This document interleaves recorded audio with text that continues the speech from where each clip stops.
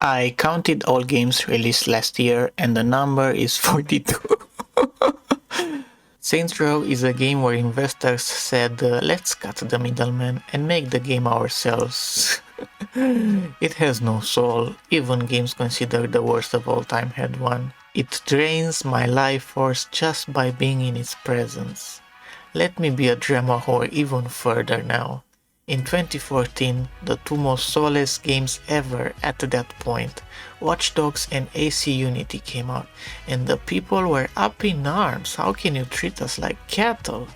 In 2022, the most soulless game scientifically possible came out, in a dormant, beloved franchise nonetheless. And the zeitgeist was like, meh, AAA gaming I guess. All I can say is, we live in a period.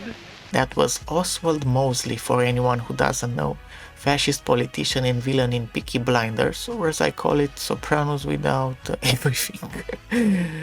And I used him in order to make a smooth transition to Sex with Hitler. First of all, I have one good thing to say about this game. It's more respectful of history than Call of Duty Vanguard. Now, I know what you're thinking, I bought this game as a joke, right? Surprisingly no. What I did buy as a joke was Sex with Stalin by a completely different team. I came there for a laugh and stayed for the surprisingly nuanced and educational political discussion, which is a rarity in games. This one, on the other hand, nah, it's completely incomprehensible. It even has typos. It's very unpleasant to experience. And the sex part isn't very stimulating, especially considering the huge competition on Steam. Maybe it can be after a big period of abstinence, but unfortunately it came out after what the young people call Destroy Dick December, so maybe it should have been even more rushed? Well, if you ever find yourself in a forgiving mood, NASA has announced the release of Sex with Hitler 2, but I've had my fill. Kur. This game... I can't even say his name. Because in my language, kur means something very inappropriate. It means butt. Well, the game should have been named Căcat, which in my language means shit. Maybe it gets good 5 minutes in, I wouldn't know. Tales from the Hoia Basiu forest? Nah, who am I kidding? I know how it's pronounced because this game is from my country, Romania, this time for real. No reason to get patriotic though, the game feels like it's made in 45 minutes. But it does have a redeeming quality, it has hilarious, untranslatable Romanian slang. Futu-ți griji, telnița mătii de arătare. Forget about the Bible, none of these words are on Google. Gotham Knights, Batman Arkham games took the world by storm by putting flashiness before mechanical depth or challenge, thus lowering standards and contributing to the degradation of gaming. This one doesn't even have that flashiness, and now people see the Emperor has no clothes. Poetic. Title pending.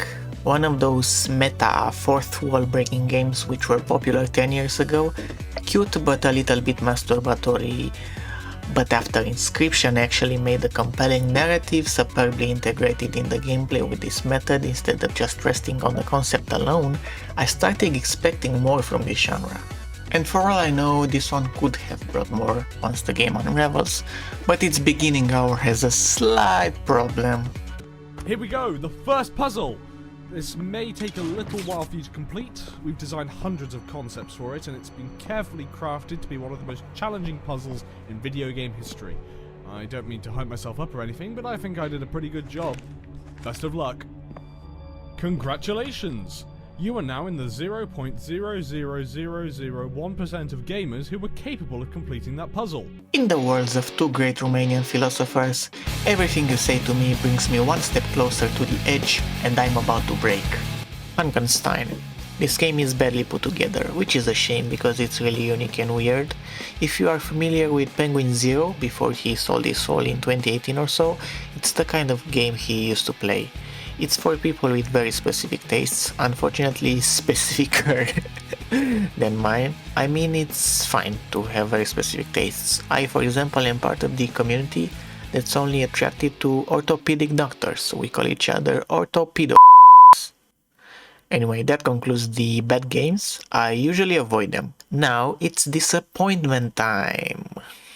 The Callisto Protocol. This will be my longest segment, a full-fledged review, because this was the first game I was hyped for since Wolfenstein 2, when I said I'm never doing this again for 5 years. I want to do something special this time, and compare it with a game it mostly resembles, Afterfall Insanity. Let's start with the skeleton, pacing and level design. Both games are practically hyper-linear action-adventure games instead of horror, but the only way Callisto breaks the monotony of combat is crawling through vents, while Afterfall has puzzles, vehicles, and changes of scenery. I'm going to let the pictures talk. I swear on your mother's life I didn't cherry-pick. Sorry if she dies. Combat. Both games are melee focused, and both have very crunchy and satisfying animations, but I'll have to give it to Afterfall, because you have more freedom of movement, you can always reposition yourself and do crowd control, while Callisto goes for cinematic design with a forced lock-on and the only defensive maneuvers being contextual dodges, and you don't even have a dodge button, which leads to impressive looking fights that get very repetitive. I saw videos of people playing creatively and it made the game look better, but you can also do that with shitty ass Deathloop. I'm only speaking about the default experience. Horror. Both are of equal quality. One, enemy look. Unnerving looking enemies can do wonders for the atmosphere, even for bad games, but in this case both only have generic sacks of flesh, not scary. 2. Playing with your mind and building tension. None of them even attempt it, and even if they tried it would fail because free encounter design, enemies can never really surprise you because they always spawn in front of you, and most arenas are actually hallways where positioning isn't strategic and doesn't lead to you being punished for not being tense and on edge all the time. Story. Spoilers for both games. So in both of them, a zombie infection starts in a secluded place.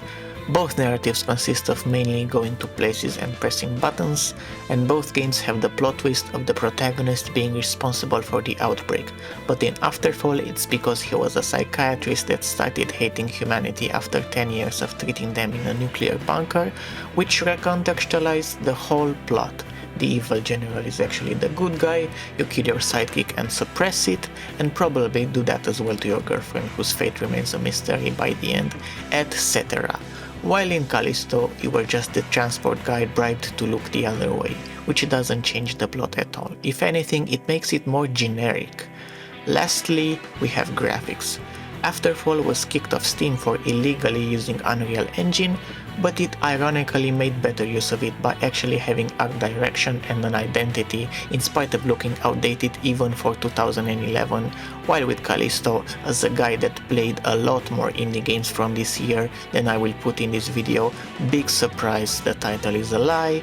Believe me when I say it has the incredibly blurry and flat Unreal Engine 4 look, only hidden by some pretty effects that aren't any more impressive than, let's say, Dead Space. Yep, I finally dropped the elephant in the room. Afterfall Insanity was an infamously bad Dead Space clone, and this one is even worse. So to do a briefer comparison with Dead Space, the previous game of Callisto's creator, and the reason for the hype, that game had vision, style, ideas that worked fluently in context, and it was unique in spite of all its Hollywood tropes sprinkled throughout, while the Callisto Protocol seems to be the product of mediocrity and a severe lack of creativity. 10 years ago, I used to play in a band that went on to be famous on the local scene, but that doesn't mean that if I start one myself it will be good. You know what I mean? So yeah, with the remake on the horizon, if you want to have your Dead Space feel, you better wait for a negative atmosphere. Man, that remake will be an even bigger disaster. Shadow Warrior 3. Certainly not the 8th worst game of the year. I had fun, but man do I hate what it represents, and that is butchering your vision in the hope of a wider audience. The gameplay was turned into a lame version of Doom Eternal with none of its luster.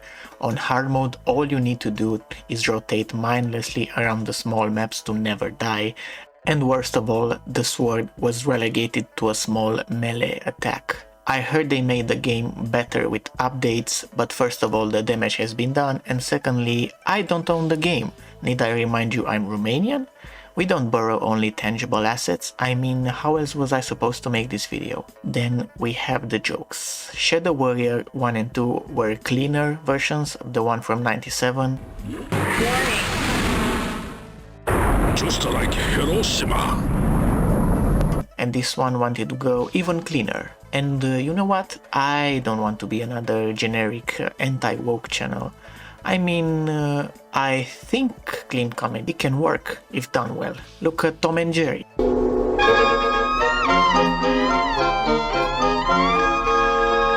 Okay, look at Weird Al Yankovic. Okay, I admit it's impossible to be funny without Asian jokes. Did they do the impossible? Well, let's hear out the philosophy. Quote, "We added this whole backstory to Lo Wang to modernize him," Kowalewski said. "He likes video games, comic books, American films. We wanted to shift the humor toward these things." Yep, they went the easy Marvel route. This self-aware pop culture humor is played out, obnoxious, and destroys the vibe of every game it's in. I almost pitied them because not even game journalists liked it. They complained about the lack of authenticity of the Asian setting, and you know what? This time around I have to agree with them as an anime fan. Ghostwire Tokyo, another post-apocalyptic game in Japan, another decent game I hate for what it represents. This time the developers are literally from Tokyo, so the game has no problems with authenticity, but they did everything in their power to undermine that. And by everything I mean make a boring checklist open world with cinematic stealth and the infamous Ubisoft towers even they make fun of nowadays. These are the guys that did the evil within. I have no words. Now, are you ready for an onslaught of obscure indie games? No? Okay. Stray. Take that, Planet Earth. Actually, I'm sorry for hating the human race's favorite game. I also had hype for it, but it sort of me with boring gameplay, with nothing systemic to make you engaged. The story gives you nothing to latch onto, the vistas are nice to look at but not to inhabit or explore due to having nothing substantial to discover, and the cat part is a gimmick that loses its luster less than 1 hour into. Everyone would see this game for what it is if you played as a little robot instead, if they would have even heard of it. You know what's worse? I searched on Google ugly orange cat and the results were cuter. I didn't think there was an uncanny valley for cats. Okay, now I think you're ready to hear about games no one cares about. Expedition Zero. I really wanted to vibe with this game, and not just because I make zero expeditions outside my apartment, but because it has a few things in common with a game I love. Cryostasis, namely a body heat system, Eastern European depressing atmosphere, and I don't know, weapon models. Problem is that this time around it's a survival crafting game that 2 hours in bathes you in ammo and resources and kind of forgets to give you the situations to use them in, thus making for the most boring game of the year. Broken Pieces. This game is the reason I pirate. I played the incredibly compelling demo where you wake up completely alone in your hometown in France, which is chock full of atmosphere and interesting phenomena, and piece together a mystery of what happened, and the plot obviously stops before it gets interesting. I bought it to support more of these games that trigger your sense of being small in a natural world with complicated dynamics beyond human understanding. I played the demo part, and then for 6 hours you just visit places and do menial tasks with no human interaction or thought-provoking moments, and the combat feels like it was designed before Resident Evil 1. I couldn't take it anymore. This time around I'm serious when I say maybe it gets good afterwards, but it really doesn't respect your brain. They should have looked at Siberia if they wanted to recreate this feeling of being pulled on a string in a weird European town, and maybe they did and just don't have the required amount of talent. Last Days of Lazarus. I wanted this to be the good Romanian game, especially since the guy made Grey Dawn, which expertly crafted a David Lynch atmosphere of throwing unrelated shit together together that somehow feels connected, combined with traditional Romanian iconography, and this one goes for a more concrete story with the aforementioned elements being integrated more superficially. Fucking Resident Evil Village feels more Romanian. Ciorba de legume. It really falls flat. Next time, write what you know or make a shooter. Winter Ember, another one of the 3 games I was hyped for this year. Unfortunately, I did not buy it, therefore I'm not as salty. What pulled me in was the premise. You're this Logan Paul Aryan Chad for 1 minute before mysterious people kill your family, burn your mansion, research and body, before you return as a hooded abomination lurking in the shadows, seeking answers and revenge in an isometric stealth game. I feel like a metaphor for the quality of this game is the fact that even though you look like a walking meatball, you inhabit the world like a normal citizen in the 90th century. The worst thing that happens is a guy makes a little joke and then apologizes. Mafia Free and Horizon, super generic and boring as they were, pulled off the feeling of being an outcast of society way better. I felt like I was discriminated against. So yeah, this game has nothing blatantly wrong with it. It's a functional semi-open world stealth game, but it's colorless, bland, stiff. It manages to recapture that Ubisoft charm, and it's not the only one. Trails of the Black Sun is a game that has the exact same controls as Mirror's Edge, which is superb. I love first-person parkour, but out of all the aesthetics and game design in the world, they chose to go with the Far Cry and Assassin's Creed one, aka the most soulless one in the world. I mean, look at the combat and tell me it doesn't look like a tech demo for a new Ubisoft game, and it drags down the game hard. There's no other aesthetic that manages to highlight better how bare bones and a waste of time some games can be. Even Deus Ex would be boring if it looked like this. It's like magic. If I wanted to play a game from this year that combined the Mirror's Edge with sleazy modern design, I would play Dying Light 2. Hardcore Cruising. Am I sounding like a parody when I say I played it with my girlfriend? Well, allow me to sound even more like a parody. I found this hardcore gay sex game a bit too woke for my tastes. It was mentioning sex positivity all the time instead of developing its characters and intrigue like a previous game of them that I loved, Alpha Hole Prison. So if you don't mind seeing dudes fuck all the time, or if you love it, I would suggest that game instead. It has a brilliant story with huge stakes, while this one has nothing. Terror of the Hemasaurus. What attracted me was the dumb destruction, which tingled my ape brain, but I was surprised to find the story, which is about a climate change cult which sent this monster back in time and froze it in an iceberg, and when it melted in present day, they sent it on climate-related objectives, like killing people and destroying buildings in order to teach them a lesson, destroying cars in order to reduce the carbon footprint, setting fire to food plants and replacing them with cricket farms. Okay, maybe not the last one, but the game does take place in 2030 for my fellow conspiracy schizos. My point is, the game is quite unimmersive. Jokes on me for wanting to play as an apolitical terrorist. Anyway, the real problem is the gameplay. The game doesn't seem to believe in nerdy things like compelling level design, diversity of scenarios or systems that interact with each other. You just destroy and destroy. The game can be finished by a rat. So yeah, if Captain Planet was for the kids on the latter half of the bell curve, this one is for the former. Martha is dead, so close to greatness. It starts with an event that shakes the protagonist to the core, then lets her be herself in a wonderfully atmospheric household in a village in Italy during World War II, and the huge burden she carries gets heavier and tenser as days goes by, with the occasional super brutal moment that's very well integrated in a story and also feels like real life violence, none of that Hollywood catharsis.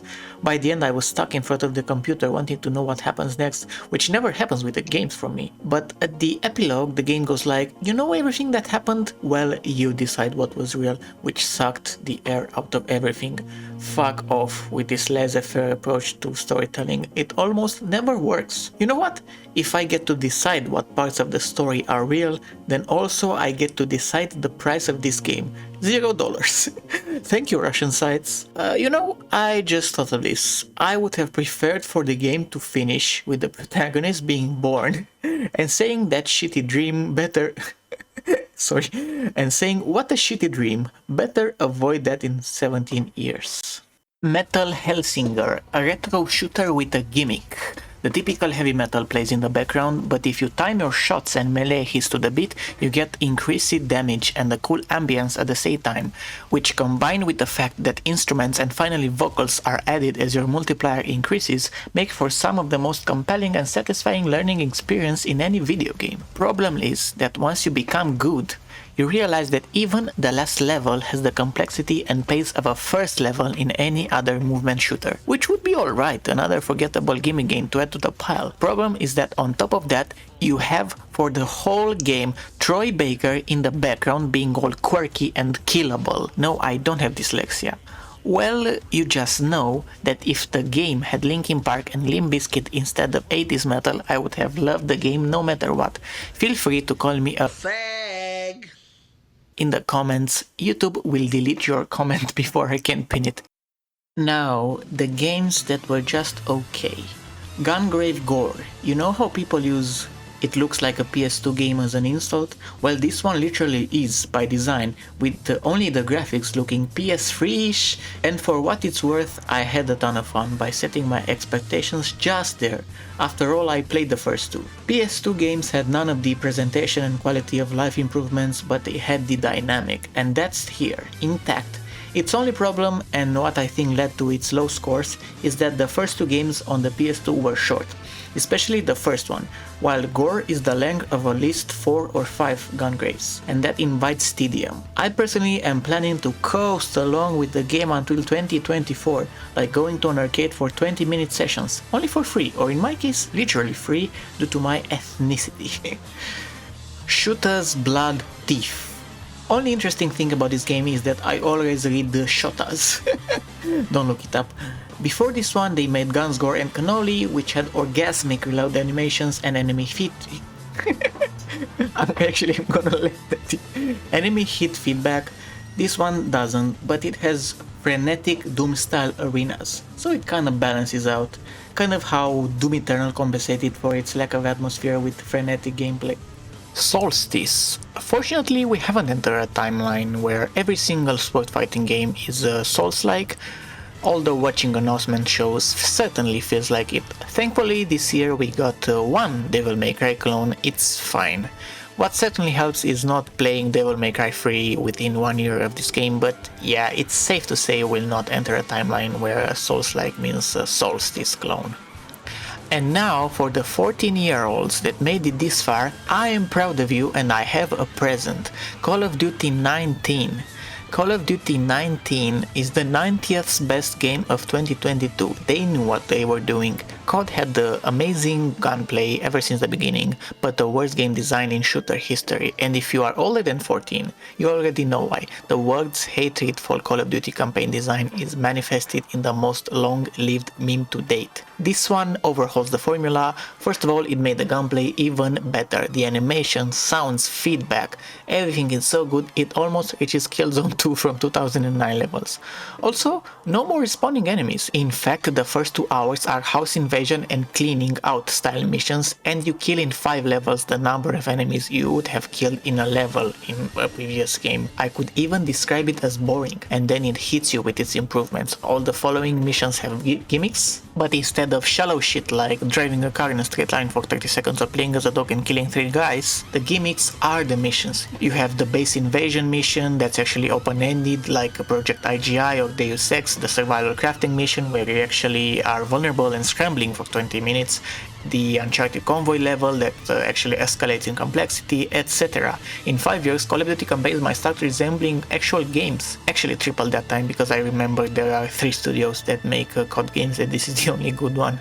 Know by heart. I normally ignore these Oscar bait games, but this one was made by I Speak Lodge, who made these kind of games when artsy developers of today weren't even born. Well, the first half is amazing, with the most down-to-earth and unexaggerated characters of any game I know. I grew attached to them immediately. I was going like, this year we got one game with compelling and likable characters, you're spoiling me, game industry. Then in the second half they applied the advice of write what you know and introduced an epidemic of forgetting your loved ones. Kind of like a combination of blindness and Eternal Sunshine, and I'm not a fan of the execution. It was basically emotional torture porn, and I don't know, if you're gonna make me feel bad, at least make me feel enlightened or smart to compensate. I mean, what is the takeaway? Entropy sucks and it affects small towns the most? I don't know. The game is objectively good, and there will be another depressing and unhopeful game later that I loved way more, so I guess I'm just salty the game takes away your waifu. Endoparasitic, a survival horror where your character gets literally deconstructed and proceeds with only one limb. You do everything with the mouse, so if you are in a similar condition to the character, this might be the most immersive game on the planet. I found it a little action-centric, there was a ton of horror potential by dragging yourself away from overwhelming odds, but still, you know what they say, a nice gimmick is worth 1,000 good game mechanics.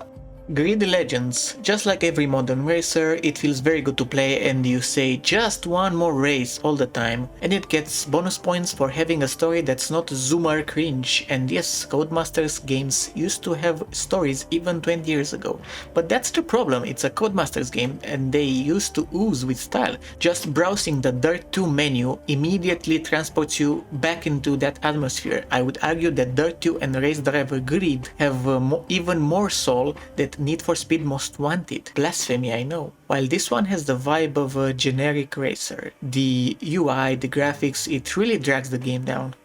Postal Brain Damaged. If Postal 2 is a 2002 time capsule, this is a 2017 time capsule, with you fighting anime fans, furries, Trump fans, Elon Musk, Karen, suburban families, Mexicans, which might be a problem because it was released this year, but in 10 years when that 2010s nostalgia hits, oof maron. I wish it was spicier though, it feels like it's made to imitate being rebellious but not risk the investors pulling funding at the same time. Kind of like modern South Park, but I think putting some old Postal charm would have worked. For example, you are in a suburb at the beginning and the character says he can't imagine a worse place to be, and I was almost offended. I was thinking, bitch, have you ever heard of Los Angeles? Like, imagine having a level where we fight off both sides of the class spectrum. That would be in the true spirit of Postal. The gameplay is Doom Eternal light, once again, but the level design is fantastic, and the weapons are super diverse and creative. It almost reminded me of Painkiller, so instead of a scaled down Doom Eternal like Shadow Warrior 3, we just have Doom Eternal.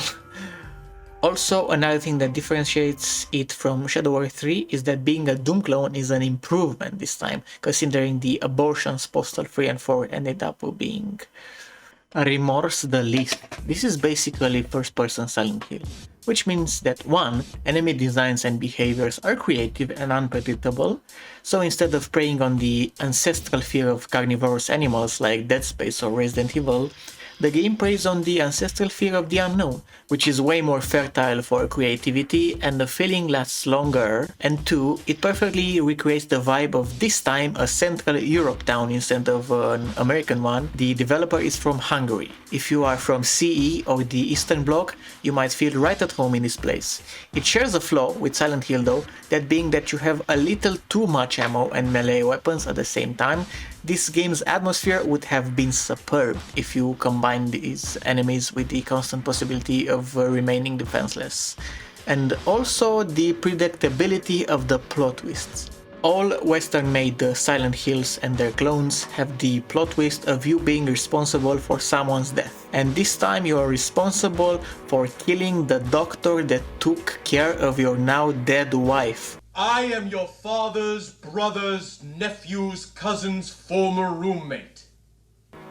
Finally, time for good games. Passion Police Squad, or FPS for short, I see what you did there. The game is not only charming, but it has a very compelling system of weapons tied to specific enemies based on the crime they committed, so it stays fresh for a long time. I also love its originality through the premise, and also being the first non-Christian FPS where you don't kill. That was not a joke. Trail Out. We flat out fans have been abused, man. We had 2 good games, then a remake, Then the death of the arcade racer genre as a whole after 2010, then a sequel that's literally the worst rated game on Steam, then another sequel that's just mediocre and soulless, and finally the Flatout 1 and 2 guys made a game that's very good but it's simcade instead of full on arcade. So for an actual successor we had to look at a third party, and given that most comments on Flatout 2 soundtrack are in Russian, we finally got a spiritual successor from Ukraine. Close enough, I guess. I am so stupid that before this year I didn't even know they are neighbors. And my country is next to them. That's beyond American level geography retardation. Anyway, Trailout is basically Flatout 2.5. In a better word, this would be a complaint, but I was starving. Not just for a Flatout game, but for a stupid arcade game that did not involve stadiums, sponsors, cringe, or the future. Scorn. At first it was like this. For all its reputation of being a very weird game, you just wander around the boring world, which doesn't even attempt to throw any weird rules at you. Here is one working example from Prey for comparison, while this one is just pressing buttons. Then, 1 hour into, it becomes a very good survival horror game. Heavy movement and aiming, which made every combat choice risky and strategic, plenty of space to avoid the enemies, very scarce resources which make firing a weapon a special event, and the tension of the next room possibly leaving you weak and depleted for the room after that. Also, it's very well complemented by the story.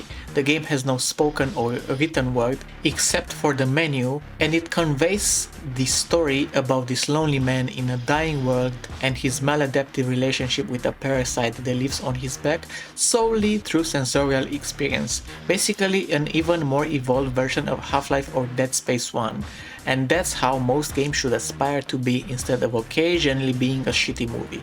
Not to mention the fact that they made Unreal Engine look good. That's an outstanding performance if I ever saw one. Although I know most haters waited 8 years for the game and paid $40, both of these numbers are zero in my case. Another message to the haters is not to take my praise the wrong way.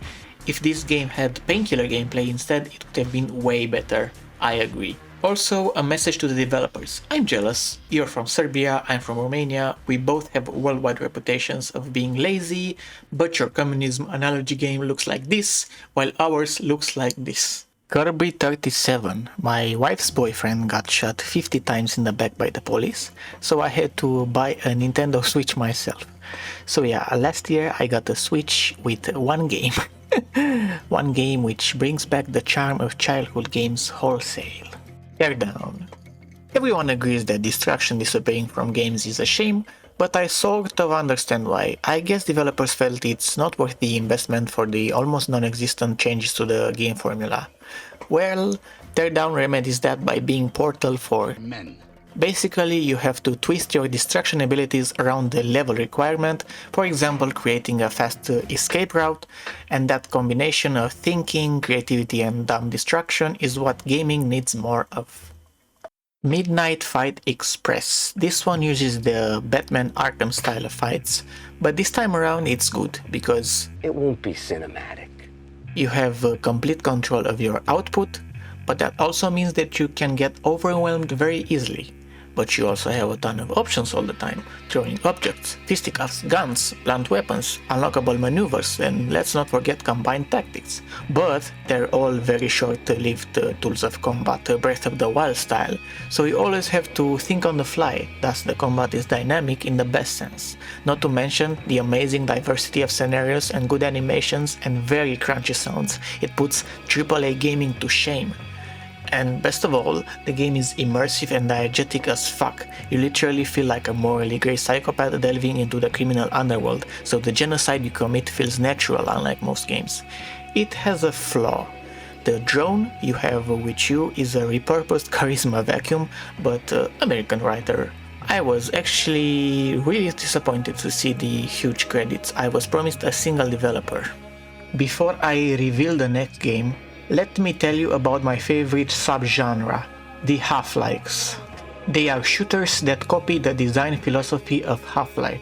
So basically they have a moderate pace, which you can make even slower by exploring, thick atmosphere with an unintrusive but still present narrative and world building, semi-tactical firefights where you alternate all the time between taking cover and running, many times the level continue each other organically, giving a sense of adventure you can't get from arenas or scripted rollercoaster Call of Duty set pieces, and the most important thing of all, satisfying weapon feedback due to sounds, recoil and body physics. So yeah, basically it excels at the two things video games are best at, violence and immersion.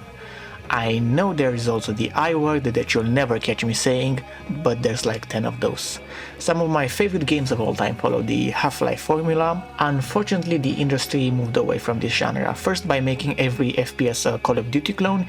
Even Bulletstorm has a ton of Call of Duty elements despite its marketing wanting desperately to distance the game from COD, and then making every FPS a Far Cry or Borderlands clone. The last big Half-Life was Wolfenstein 2, and even that one failed by making half the game cutscenes with some of the worst characters in existence. Even Kojima distanced himself from movie games and he was good at them. Fortunately, like other dead genres, Half-Lives are now made by passionate indie developers, and this year we got a whopping 2. First one is Adaka, which excels at combat. It's even better than the other Half-Life on the list, but it kind of fails at everything else. I didn't find it incredibly immersive, the world building is generic, and how am I supposed to identify with the protagonist if I don't know if they have a dick or pussy?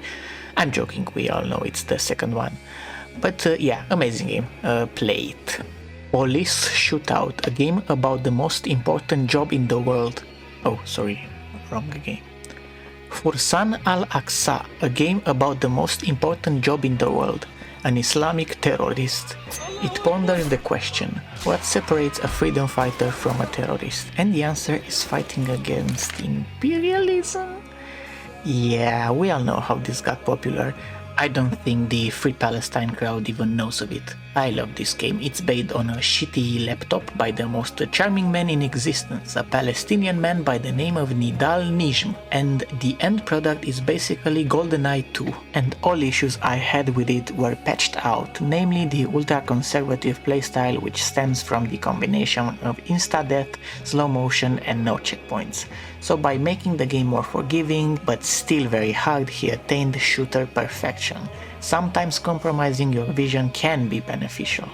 Bad Credit. This game takes place in 2016, the official version of the start of the downfall of America, although it technically started in 1913, if you know, you know. Anyway, I did not reach the political part yet, maybe it ruins the game, but what I'm praising is the beginning where you are a loan shark and have to be a judge of character for tons of lowlifes. What is interesting is that your money is loaned as well and have a target to reach. Therefore, the end of the month when you analyze your financial is the most invested I was in a game since Far Cry 2 in 2008. Its choices and consequences done with heart and brain. Also, this is the most obscure game I know, you barely find anything on the internet about it. Its obscurity says a ton about the system and why people say games are shit now, when genius works like this can't break to the glass ceiling. I really wonder how Papers, Please did it. Ratuz brings back the charm of the Flash game era and is also a very efficient psychological horror game.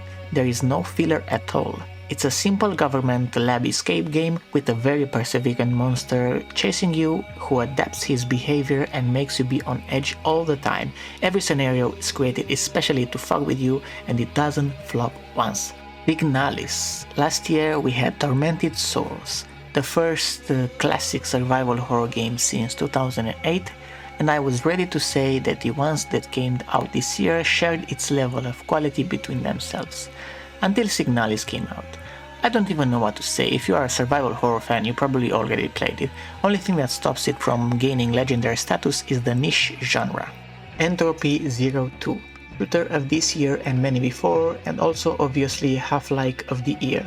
After all, it's Half-Life fanfiction, which also perfectly integrates itself into canon. It does everything Half-Life does just as well, the blending together of the different scenarios, the immersion in your task and the connection with the world, the marriage between gameplay and context. It's a work of genius. Also, unlike Half-Life, it has a talking protagonist that is very charming. I liked every single one of his lines, especially the dynamic between him and the robot, a very good execution of the trope of the brooding protagonist whose shell is cracked little by little by a more innocent character. Also, the AI is at the level of fucking fear, I'm not exaggerating, and without slow motion, the firefights are super intense. I might replay the game just for them, and the cherry on top is that the game is free, not Romanian free. The guys made a masterpiece for passion only, kind of like this video if you ask me. There is a flaw, the reason it's not Game of the Year. I might be a schizo, but I feel like in Entropy 01 they made the weapon impacts better than the original Half-Life 2, while in 2 they are somehow worse. Especially against humans, there is an uncanny valley vibe to the physics. Maybe they wanted to do their own thing, as shown by the new weapons and crosshairs, I don't know. But the fact that this is the only shooter that I love despite never connecting with the gunplay says a ton. Now, my personal game of the year will come as no surprise to many of you. It's from a Japanese studio that not only brought difficult sword fighting in a time where casualization was at an all-time high in the form of a beloved trilogy, but also released 2 other games that perfected the art of intense battles even more. And this year they put everything they know into their magnum opus. Of course, I'm talking about Team Ninja and their 2022 release, Stranger of Paradise. I already made this joke with Callisto Protocol, but there it was to cope, here it is just for fun. I just didn't get to play Elden Ring. I feel like this game leaked in here from a better timeline. Like other people, I got interested in it due to the Linkin Park and Limp Bizkit vibes, and the most charming part of it was that it was unintentional, but if you actually played it, you know that there were only 2 or 3 instances and edginess, while the actual game is very wholesome, with a detour into schizo conspiracy shit which I found very allegorical. And then at the end, when the 2 moods clash, I had felt a vibe that rivals the masterpiece epilogue of Metal Gear Solid 2. But this time around centered on what the political situation means for the characters rather than the whole world, which made it more emotionally charged. I almost cried. It's rife with meaning and very heavy on the heart and brain. And the gameplay is fantastic. It's so versatile that I am not exaggerating when I declare that every hour can be different and equally as good as all the others. And what is even more fantastic is that this game is obviously unfinished,